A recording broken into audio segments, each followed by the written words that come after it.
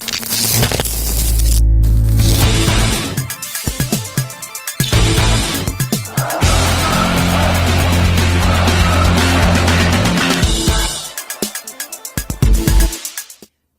next talk is called End-to-End Formal ISA Verification of RISC V processors with RISC V-formal. I have no idea what this means, but I'm very excited to understand what it means. And Clifford promised he's going to make sure that everyone will. Clifford has been very known in the open source and free software, free and open source community, and especially he's known for the project Ice Storm. Please help me welcome Clifford.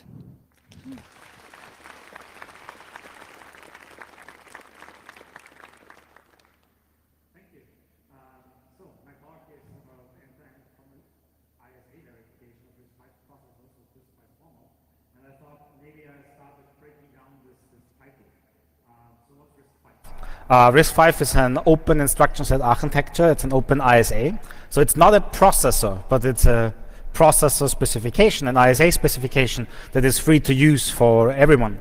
And if you happen to have already implemented your own processor at one point in time, you might know that it's actually much easier to implement a processor than to implement all the tools that you need to compile programs for your processor.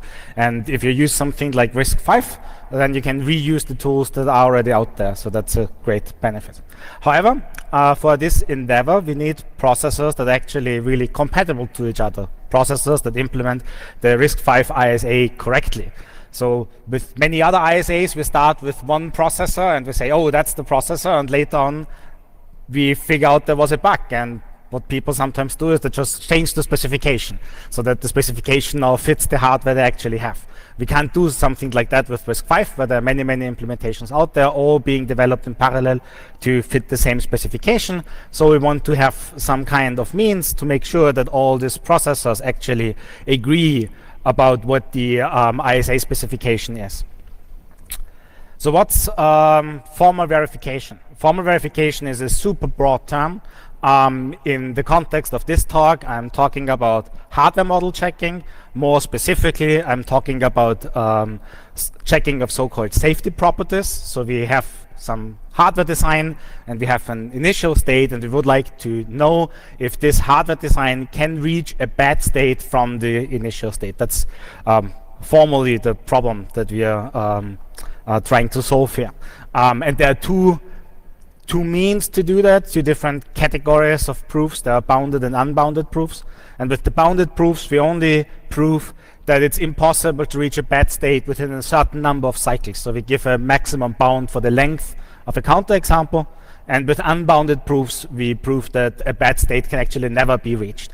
So unbounded proofs are, of course, better if you can make an unbounded proof. But in many cases, this is very hard to achieve. But bounded proofs is something that we can do. So I'm talking about bounded proofs here for the most part. So what's end-to-end formal verification? Because that's also in my title. So historically, when you formally verify something like a processor, you break down the processor in many small components, and then you write properties for each component and prove for each component individually that they adhere to the properties. And then you make a more abstract proof that if you put a system together from components that have this property, then this system will have the properties that you want. With end-to-end verification, we treat the processor as one huge black box and just ask the question, does this one huge thing fit our specification, have the properties that we want? That has a couple of advantages. It's much easier this way to take one specification and port it from one processor to another, because we don't care about how the processor is built internally. And it's much easier to take the specification that we have and actually match it to other specifications of the ISA, because we have a specification that says what is the overall behavior we expect from our processor. But the big disadvantage, of course, is that it's computationally much more expensive to do end-to-end formal verifications. And doing this end-to-end verification of a processor against an ISA specification is something that historically was always viewed as like the textbook example of things that you can't do with formal methods. But fortunately, the solvers, they became much better in the last couple of years. And now, if we use the right tricks, we can do stuff like that with the solvers we have nowadays. So that's RISC-V-formal. RISC-V-formal is a framework that allows us to do end-to-end formal verification of RISC-V processors against a formal version of the ISA specification. So RISC-V-formal is not a formally verified processor. Instead, if you happen to have a RISC-V processor, you can use RISC-V-formal to prove that your processor conforms to the ISA specification. For the most part, this is using bounded methods. Theoretically, you could do unbounded proofs with RISC-V-formals, but it's not the main use case. So it's good for what we call bug hunting, because maybe there is a counterexample that would show that the processor could diverge from the desired behavior with 1,000 or 5,000 cycles. But usually when you have something like a processor and you can't reach a bad state within a very short bounds, you have high confidence that actually your processor implements the ISA correctly. So if you have a processor and you would like to integrate it with RISC-V-formal, you need to do two things. You need to add a special trace port to your processor. It's called the RVFI trace port, RISC-V-formal interface trace port. And you have to configure RISC-V-formal so that RISC-V-formal understands the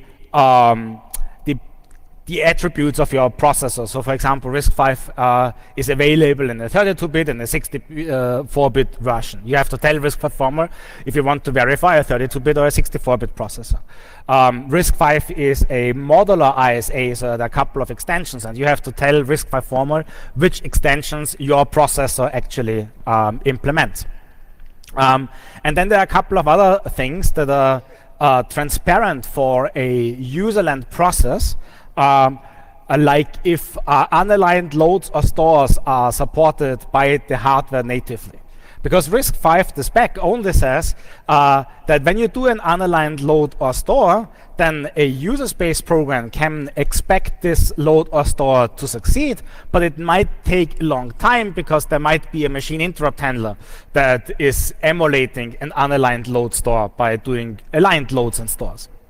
But if we do this formal verification of the processor, then the RISC-V-formal framework must be aware what is the expected behavior for your core. Should it trap when it sees an unaligned load store, or should it just perform the load store unaligned? So what does this interface look like that you need to implement in your processor if you would like to use RISC-V-formal? This is the current version of the RISC-V-formal interface. Right now, there is no support for floating point instructions, and there is no support for CSRs, but this is on the to-do list, so this interface will grow larger and larger when we add these additional features, but all these additional features will be optional. And one of the reasons is that some might implement just small microcontrollers that actually don't have floating point cores, or that don't have support for the privileged specifications, so they don't have CSRs. Through this interface, whenever the core retires an instruction, it documents which instruction it retired. So it tells us, this is the instruction word I retired, this was the program counter where I found the instruction, this is the program counter for the next instruction, these are the registers that I read, and these are the values that I've observed in the register file, this is the register that I've written, and this is the value that I have written to the register file, all that stuff. So in short, what we document through the RISC-V-formal interface is the part of the processor state that is observed by an instruction, and the change to the state of the processor that is performed by an instruction, like changes to the register file or changes to the program counter. And of course, most processors actually are superscalar. Even those processors that say they're non-superscalar in-order pipelines usually can do stuff like retire memory load instructions out of order in parallel to another instruction that does not write the register, things like that. So even with processors we usually don't think of as superscalar processors, even with those processors we need the capability to retire more than one instruction each cycle. And this can be done with this nret parameter, and we see all the ports are like 5 times wider if nret is 5. Okay, so when we have a processor that implements this interface, what is the verification strategy that RISC-V-formal follows in order to do this proof, to formally verify that our processor is actually correct? So there is not one big proof that we run. Instead, there is a large number of very small proofs that we run. This is like the most important trick when it comes to this. And there are 2 categories of proofs. One category is what I call the instruction checks. We have one of those proofs for each instruction in the ISA specification and each of the channels in the RISC-V-formal interface. So this is easily a couple of hundred proofs right there, because you easily have 100 instructions, and if you have like 2 channels, you always have 200 proofs that you have to run. And what these instruction checks do, they reset the processor or they start at a symbolic state if you would like to run a unbounded proof. Let the processor run for a certain number of cycles, and then it assumes that in the last cycle the processor will retire a certain instruction. So if this check checks if the add instruction works correctly, it assumes that the last instruction retired and the last cycle of this bounded check will be an add instruction. And then it looks at all the interfaces on the RISC-V-formal interface to make sure that this is compliant with an add instruction. It checks if the instruction has been decoded correctly. It checks if the register value we write to the register file is actually the sum of the values we read from the register file, all that kind of stuff. But of course, if you just have this instruction checks, there is still a certain verification gap. Because the core might lie to us. The core might say, oh, I write this value to the register file, but then not write the value to the register file. So we have to have a separate set of proofs that do not look at the entire RISC-V-formal interface in one cycle, but look at only a small fraction of the RISC-V-formal interface, but over a span of cycles. So for example, there is one check that says if I write the register and then later I read the register, I better read back the value that I have written to the register file. And this I call consistency checks. Yeah, so that's I think what I said already. So for each instruction with RISC-V-formal, we have a instruction model that looks like that. So these are 2 slides. The first slide is just the interface, where we have a couple of signals from this RISC-V-formal interface that we read, like the instruction that we are executing, the program counter where we found this instruction, the register values we read. And then we have a couple of signals that are generated by our specification, that are output of this specification module, like which registers should we read, which registers should we write, what value should we write to that register, stuff like that. So that's the interface. It's the same for all the instructions.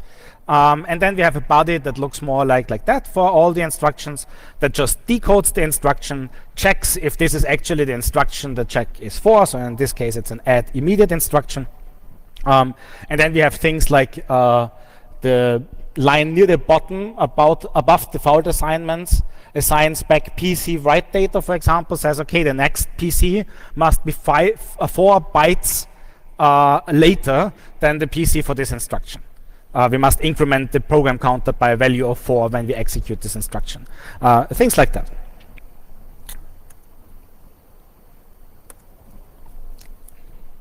Yeah, so you might see there is no assert here. There are no assertions, because this is just the model of what kind of behavior we would expect. And then there is a wrapper that instantiates this and instantiates the core and builds the proof, and there are the assertions. The main reason why we don't have assertions here, but instead we output the desired behavior here, is because I can also generate monitor cores that can run alongside your core and check in simulation or in emulation and FPGA if your core is doing the right thing. That can be very, very helpful if you have a situation where you run your core for maybe days, and then you have some observable behavior that's not right. But maybe there are thousands or even million cycles between the point where you can observe that something is wrong and the point where the process actually started diverging from what the specification said. And if you can use a monitor core like that, then it's much easier to find bugs like this. Okay, so some examples of those consistency checks. The list is actually not complete, and it varies a little bit from processor to processor, what kind of consistency checks we can actually run with the processor we're looking at. There is a check if the program counter for one instruction. So I have an instruction that says this is the program counter for the instruction and this is the program counter for the next instruction. And then we can look at the next instruction and we can see is the program counter for that instruction actually the next program counter value for the previous instruction. And they must link together like that. But the core might retire instructions out of order. So it might be that we see the first instruction first and then the second instruction later. But it's also possible that we see the second instruction first and then the first instruction later. And because of that, there are two different checks. One for a pair in the non-reversed order and for a pair of instruction in the reversed order. There is one check that checks if register value reads and writes are consistent. There is one check that sees if the processor is alive. So when I give the processor certain fairness constraints that the memory will always return a memory read within a certain number of cycles, things like that, then I can use this to prove that the process will not just suddenly freeze. This is very important. And this will also prove that the processor is not skipping instruction indices, which is very important because some of the other checks actually depend on the processor behaving in this way. And so forth. So there are a couple of these consistency checks, and it's a nice exercise to sit down in a group of people and go through the list of consistency checks and see which set of them actually is meaningful or which set of them actually leaves an interesting verification gap, and we still need to add checks for this or that processor then. Okay, so what kind of bugs can it find? That's a super hard question because it's really hard to give a complete list. It can definitely find incorrect single-threaded instruction semantics. So if you just implement a instruction incorrectly in your core, then this will find it. No question about it. It can find a lot of bugs in things like bypassing and forwarding and pipeline interlocks, things like that. Things where you reorder stuff in a way you shouldn't reorder them. Freezes if you have this liveness check. Some bugs related to memory interfaces and load store consistency and things like that. But that depends on things like the size of your cache lines, if this is a feasible proof or not. Bugs that we can't find yet with RISC-V-formal are things that are not yet covered with the RISC-V-formal interface, like the floating point stuff or CSRs. But this is all on the to-do list, so we are actively working on that. And a year from now, this stuff will be included. And anything related to concurrency between multiple hearts. So far, my excuse for that was that the RISC-V memory model is not completely specified yet. So I would not actually know what to check exactly. But right now, the RISC-V memory model is in the process of being finalized. So I won't have this excuse for much, much longer. So the processors currently supported are Pico RV32, which is my own processor, then RISC-V Rocket, which is probably like the most famous RISC-V implementation, and Vex RISC-V. And there are also a couple of others, but they are not part of the like open source release of RISC-V-formal. So if you would like to add support for RISC-V-formal for your RISC-V processor, then just check out the RISC-V-formal repository, look at the course directory, see which of the supported cores is like most closely to the core that you actually have, and then just copy that directory and make a couple of small modifications. So I have a few minutes left to talk about things like cut points and black boxes and other abstractions. So the title of this slide could just be abstractions, because cut points and black boxes are just abstractions. The idea behind an abstraction in formal methods is that I switch out part of my design with a different part, with a different circuit that is less constrained. It includes the behavior of the original circuit, but might do other stuff as well. So the textbook example would be, I have a design with a counter, and usually the counter would just increment in steps of 1, but now I create an abstraction that can skip numbers and will just increment in strictly increasing steps. And this of course includes the behavior of the original design. So if I can prove a property with this abstraction in place instead of the just increment by 1 counter, then we have proven even a stronger property, and that includes the same property for the thing with the in the original design. And actually this idea of abstractions works very well with RISC-V-formal. So the main reason why we do abstractions is because it leads to easier proofs. So for example, consider an instruction checker that just checks if the core implements the add instruction correctly. For this checker, we don't actually need a register file that's working.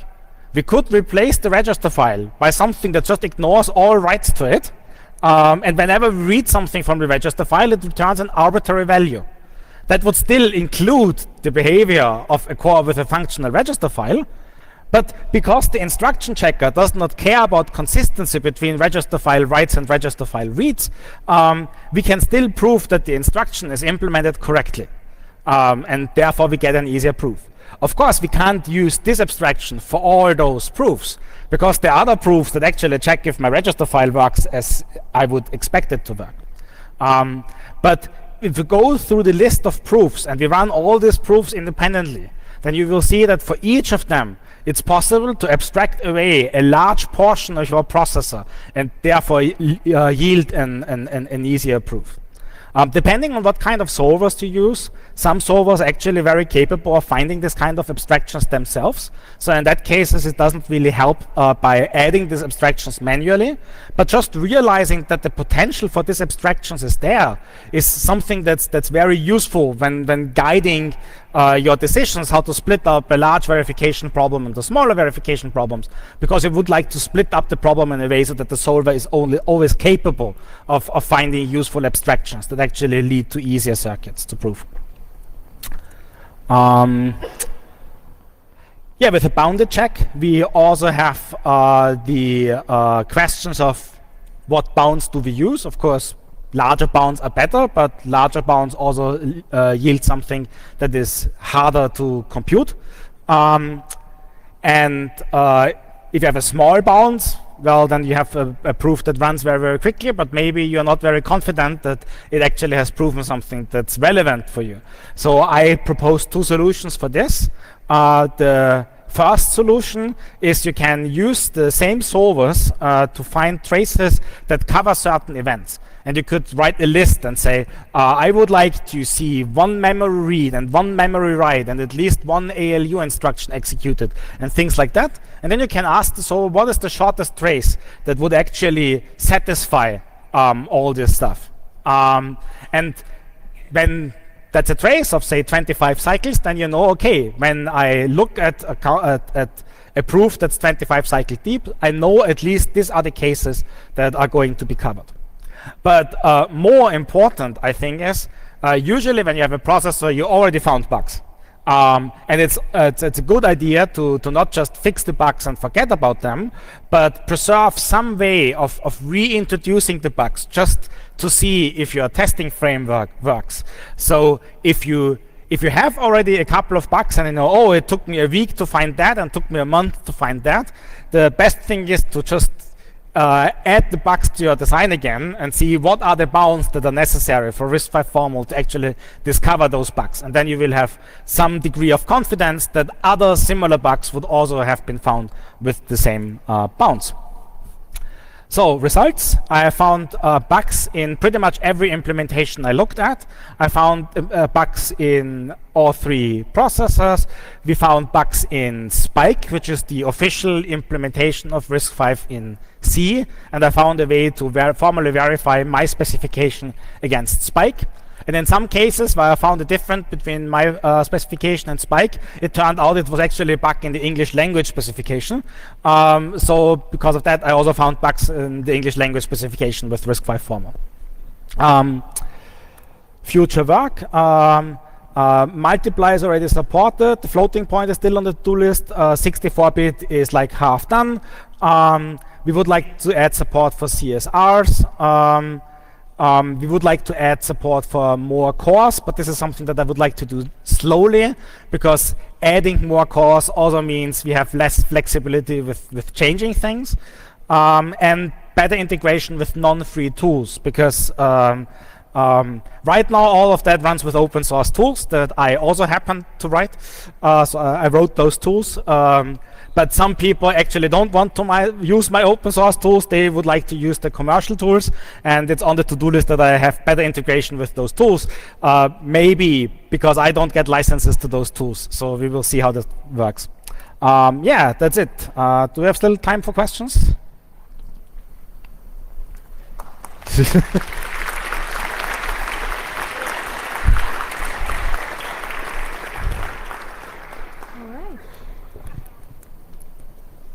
Microphone.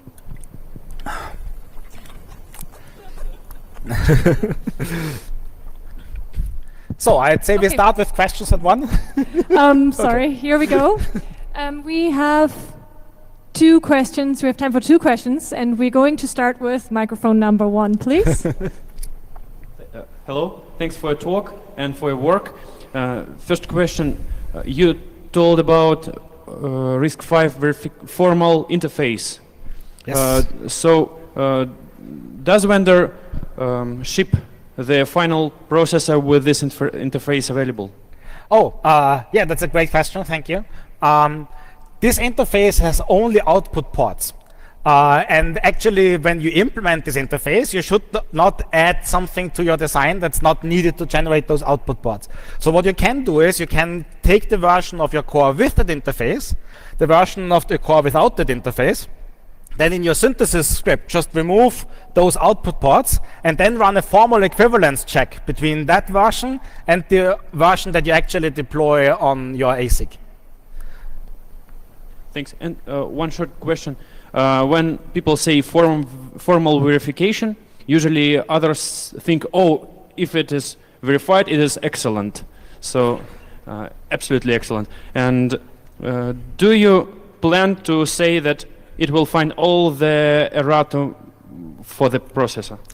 Well, it depends on what kind of proof you run. The most work I do is with bounded proofs. And there you only get a certain degree of confidence because you only see bugs that can occur within a certain number of cycles from reset. But if you want, you can also run a complete proof where you start with a symbolic state instead of a reset state. And then you can make sure that you actually check the entire reachable state space. But that's a very, very hard thing to do. So that's not a weekend project. Just adding the RISC V formal interface and running some bounded proofs is probably a weekend project if you already have your RISC V processor. Thank you. Thank you. We actually do not have time for any more questions, but there will be time after the talk to ask you questions, maybe? Yeah, so maybe you can find me at the Open FPGA assembly, which is part of the hardware hacking area. Super. Very great job to put that much information into 30 minutes. Please help me thank Cliff for his wonderful talk.